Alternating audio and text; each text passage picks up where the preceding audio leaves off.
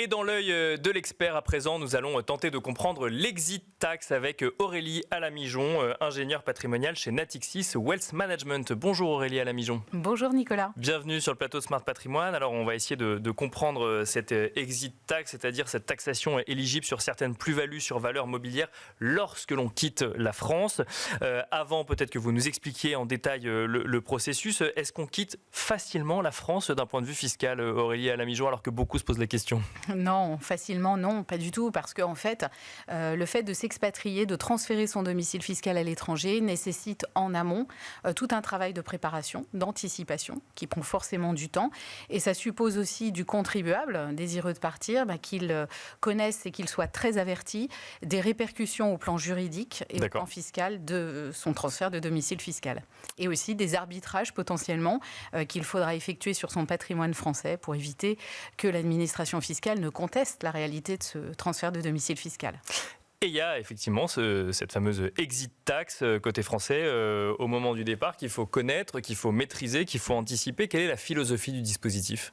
Alors, par ce dispositif, en fait, qui est codifié sous l'article 167 bis du Code général des impôts, le législateur a souhaité contrer les agissements des contribuables qui quittaient la France, en fait, pour s'installer et céder leur titre dans un pays où la fiscalité sur les plus-values était faible ou inexistante. Alors que ces mêmes personnes, en fait, si elles avaient été fiscalement domiciliées en France et avaient cédé leur titre en qualité de résident fiscal français, auraient acquitté l'impôt de plus-value en France dans les conditions de droit commun. Bien sûr. Donc, ce dispositif, en fait, par ce dispositif, le transfert de domicile fiscal implique la taxation immédiate de certaines plus-values simplement latentes, c'est-à-dire des plus-values potentielles, non constatées, non matérialisées, puisque les titres n'ont pas été vendus, mais aussi des plus-values en report d'imposition et des compléments de prix. Et il est assorti d'un dispositif de sursis de paiement, en principe, pour éviter évidemment que les contribuables n'aient acquitté l'impôt au moment du passage à la frontière, puisque les titres n'ont pas été vendus.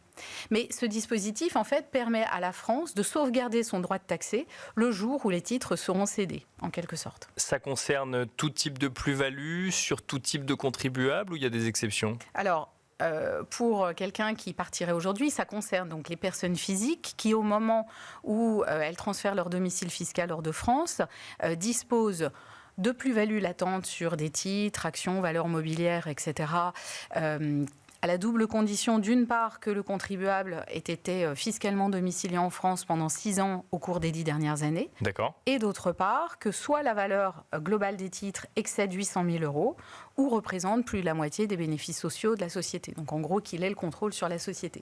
Ça, c'est les plus-values latentes. D'accord. Il y a aussi les plus-values en report d'imposition, parmi lesquelles on va notamment trouver celles que l'on constate à l'occasion d'un échange de titres. Quand on apporte ces titres à une société à l'IS que l'on contrôle, on est en report d'imposition.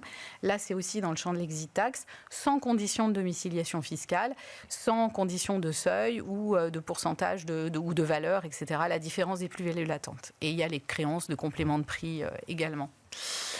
Vous nous avez parlé d'un sursis de paiement. Est-ce qu'on en bénéficie dans tous les cas ?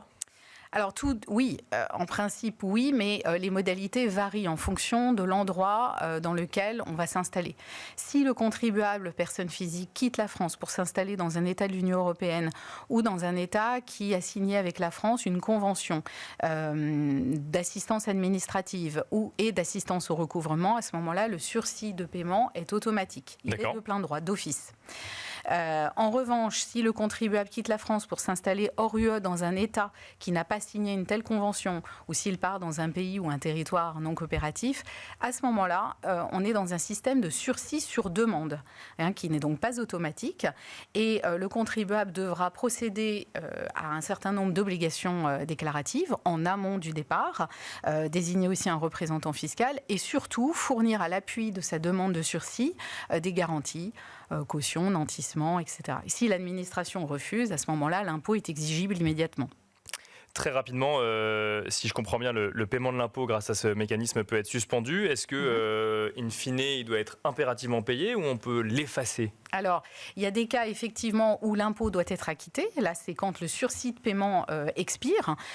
C'est principalement le cas de la vente des titres, mais il faut aussi faire attention à l'irrespect de toutes les obligations déclaratives qui peuvent être un vrai piège aussi.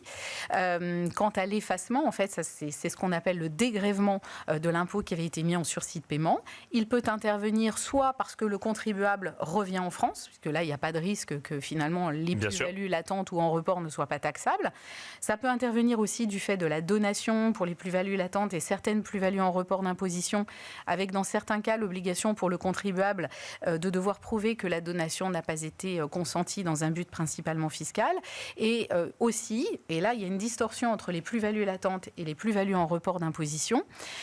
Les plus-values latentes, l'impôt peut être dégrevé quand en fait on a plus de 2 ans de résidence fiscale à l'étranger, que les titres sont toujours dans le patrimoine, délai qui passe d'ailleurs à 5 ans si la valeur des titres excède 2 570 000 €.